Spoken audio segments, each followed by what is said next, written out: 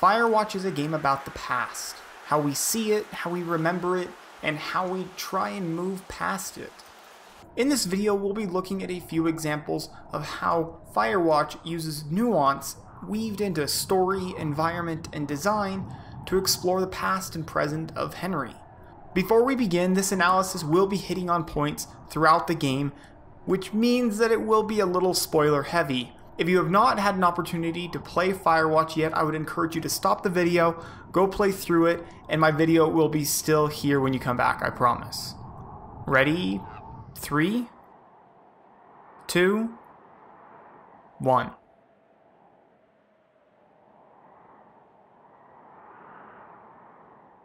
In the beginning moments of the story, we find Henry traveling to the wilderness, moving away from himself and his past, even if we don't quite yet know where this journey will take us.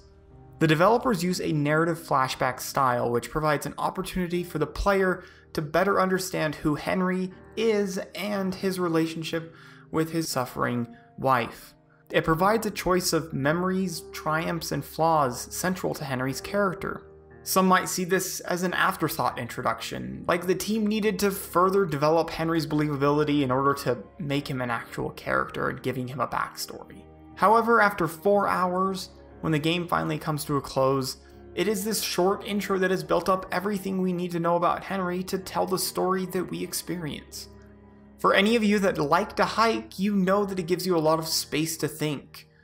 And thinking is exactly what Henry does at the beginning of this game. Between these impactful narrative beats of our choose-your-own sad adventure, we are cut back to reality of nature's calm, providing us some respite from the weight of each of our choices. This is our moment as the player to reflect on what we've done and wonder where our choices will lead us next. We're walking together through the forest, through all these moments and choices that brought Henry to this stage in his life. Going through the woods, away from his past, his wife, his world, and into the unknown. Our mind wanders deeper and deeper into the choices that we've made as we march further into the backcountry, away from our choices, of our family, our life, everything.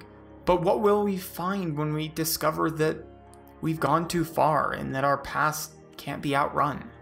This nuanced approach in storytelling takes us through the same troubled reflection that Henry goes through, placing us in his shoes and expanding on his past without overstaying its welcome, giving the player these slow beginning moments to experience who Henry really is makes all the difference as the story continues.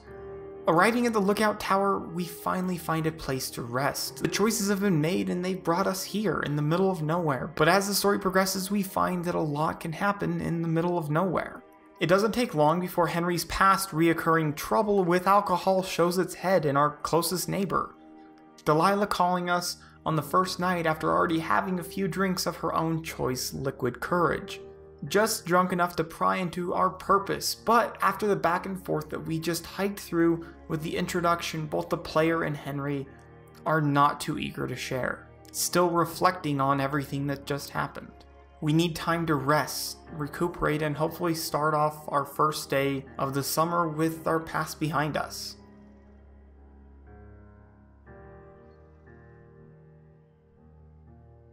With fireworks shooting up in the distance, we're given an objective. Something to move towards and distract us from what brought us there. On our trek down to the lake in search of the source, we get a glimpse of who Henry is as a character by how we play him.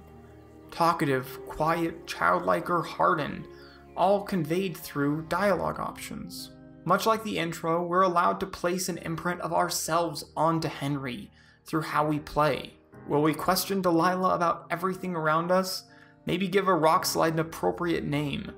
And what will we do when we finally get to the source of the fireworks? Along the way, through this initial hike, we find a companion, not by face but by voice. Delilah's voice.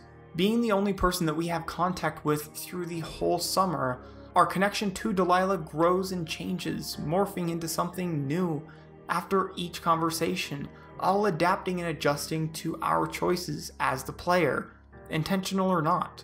When it comes down to it, Firewatch is a linear story, but the narrative line that we choose to take makes that story our own. There is a set path, and whether you throw the radio in the lake, run off in an emasculated slump, choose to talk to Delilah, or decide to yell at a mysterious figure, they all lead back to the same place. It's the subtlety of choice on your journey from A to B that makes your adventure yours. No matter what choices you make, you find yourself at the same place at the end of the day, arriving back at your tower. All of the objects that exist in the world Campos Santos created were meant to carry meaning. And all of that time and effort can be seen in the world, the objects, and how they're used in the land of Firewatch.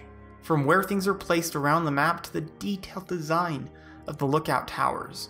Every object has a purpose, and there's nowhere better to see that purpose than our lookout tower. The tower itself carries most of the storytelling weight as it morphs and changes from one day to the next, going from a place just to lay our heads at the beginning to a further extension of Henry by game's end.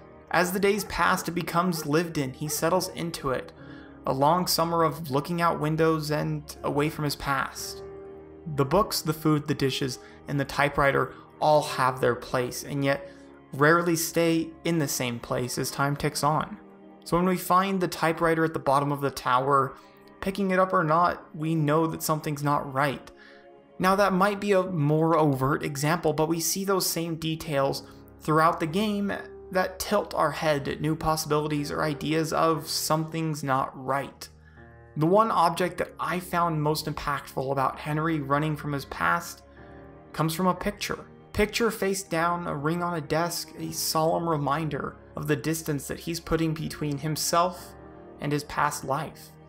Moving further and further from his past as days go by, we have the choice to pick those objects up or leave them, hold on to the past or put it behind us. You might embrace the connection to Jules and put the picture back up, or leave it there knowing that Henry's choice is made.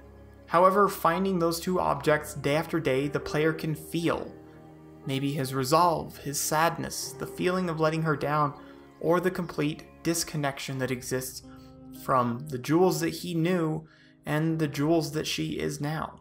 These objects carry no dialogue, no distinct animations, they're simply there for us to notice or not. Maybe, like Henry, we choose not to notice. Now, these aren't the only objects resting on Henry's desk that have a direct line to his past. Along with the picture and the wedding ring, echoes can be seen from his past relationship with alcohol. Showing up regularly in the introduction, we are brought into the game with the idea that alcohol and Henry don't mix well, and he's not too shy to say what he thinks about it, even if it's just to the trees around him. Probably don't need this in my life right now. Therefore, the experiences that we have with alcohol throughout the game can change who our Henry is. Do we pick up the whiskey at the girls' campsite and keep it for ourselves, knowing the trouble that it's gotten us in before? Do we snag a couple beers lying around as our personal reward for a deed well done? Or do we make use of our experiences with his past and choose something better? Keeping it provides a reminder long after you've gotten back to your lookout, as Henry places it within arm's reach on his desk, resting there all summer. Whether it's him showing the power over or weakness to alcohol, it's up to you. Picking it up and keeping it or not brings another element into the ever-changing living space of Henry and its reflection of him.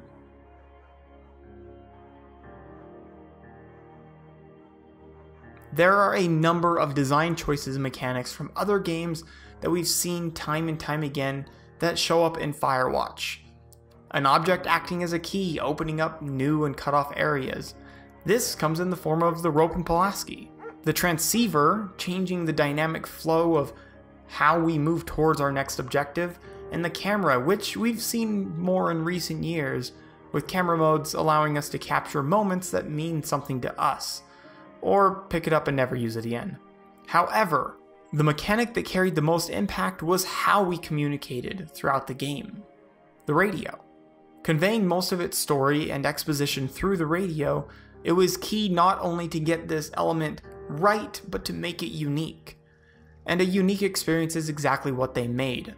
Providing more than just a means of communication, the radio helps you learn more about the world around you, Delilah can even provide small little hints when the player is not quite sure what to do next.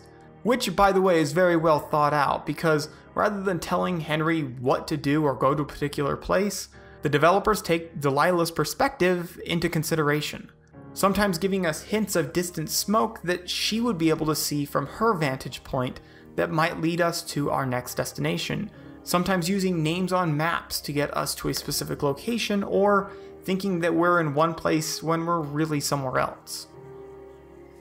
Oh. Well, you're back in your tower. Maybe you need a drink too. I'm not in my tower. I am looking at a man standing in your lookout. And it's not you. The radio even provides small moments of unexpected, like getting a new dialogue depending on where you're looking at any given moment. Sometimes providing a delightful surprise. Are you looking at the fire? No, I'm looking at you. Oh. Well, let me know when you are.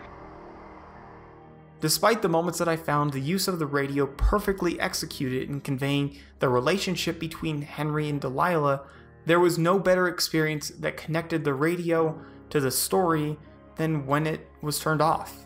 After finding the research station, stealing a transceiver, and making it back to our lookout tower, we're confronted with a mysterious, unassuming beeping in the dead of night.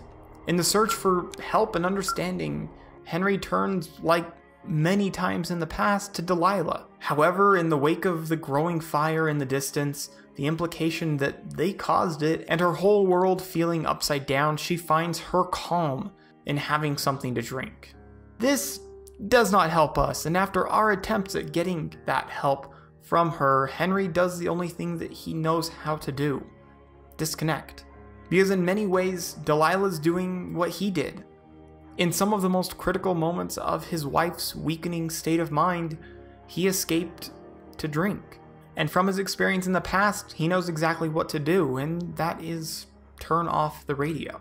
Because in the same way that he turned off Jules, we turn off Delilah, and we find ourselves in the same place as the beginning of the game, in the middle of the unknown.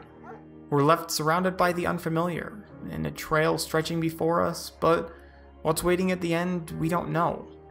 Radios have been used in hundreds, probably thousands, of games, but contrary to the common technical disruption or forced disconnect, Henry turns his off by his own hand, and that act of disconnecting tells us more about who he is than words or fighting with Delilah ever could. Firewatch by most standards is a passive game, a game of affect rather than effect, a game to be observed and not changed. And playing through it with observation in mind, there's more to the story than seen at first glance. I wish I was over there. It's a story not of conflicted romance or a forest mystery or even firewatching.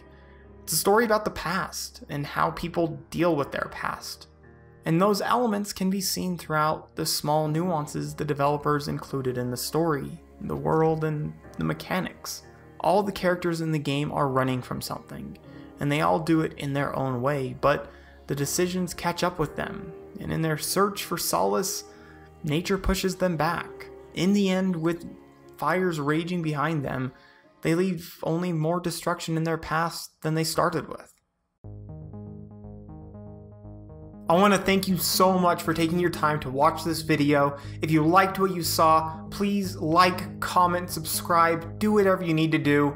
If there's something you want me to take a look into, please drop it down in the comments. I'd be more than happy. I always love suggestions. Heck, this one was a suggestion, so I promise I do listen. But in the end, this has been Devin J, and I can't wait to see you on the next one.